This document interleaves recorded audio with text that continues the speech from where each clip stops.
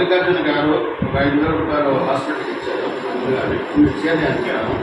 అలాగే తర్వాత మా సుధామాధవ్ గారు సైకిల్ డొనేట్ చేసుకుని ఆల్రెడీ మీకు చేరున్నాయి.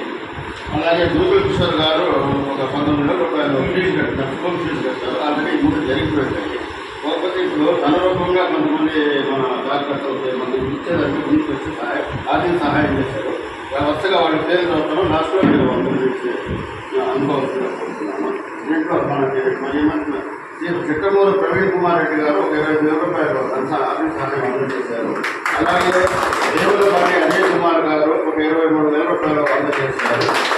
దాని తర్వాత కాపు మురళీరెడ్డి గారు లాయర్ గారు ఒక 12,000 రూపాయలు ఆర్థిక సహాయం అందజేశారు.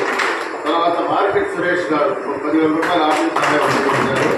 తర్వాత లాయర్ శ్రీరామ్ గారు శ్రీరామ్ గారు 10,000 రూపాయలు ఆర్థిక సహాయం అందజేశారు. అదేవిధంగా దాసరి పోలయ్య గారు ఒక 5,000 రూపాయలు ఆర్థిక సహాయం అందజేశారు. తర్వాత షేక్ కరీం గారు ఒక 5,000 రూపాయలు ఆర్థిక సహాయం అందజేశారు. తర్వాత బత్తల శ్రీకాంత్ ఆయన రాలేదో కారణం వల్ల కోసం పనులు వస్తుంది, ఆయన కూడా ఒక 5,000 రూపాయలు ఆర్థిక సహాయం అందజేశారు. దాని తర్వాత శాంతికళ గారు ఒక 5,000 రూపాయలు ఆయన భర్త పేరు 5,000 రూపాయలు ఆర్థిక సహాయం అందజేశారు. తర్వాత మా మనోజ్ ఒక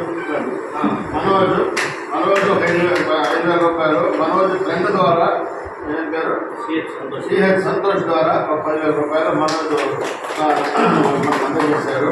అలాగే యువనం సురేష్ బాబు ఒక 2,000 రూపాయలు అందజేశారు. యువనం సురేష్ బాబు ఒక 2,000 రూపాయలు అందజేశారు.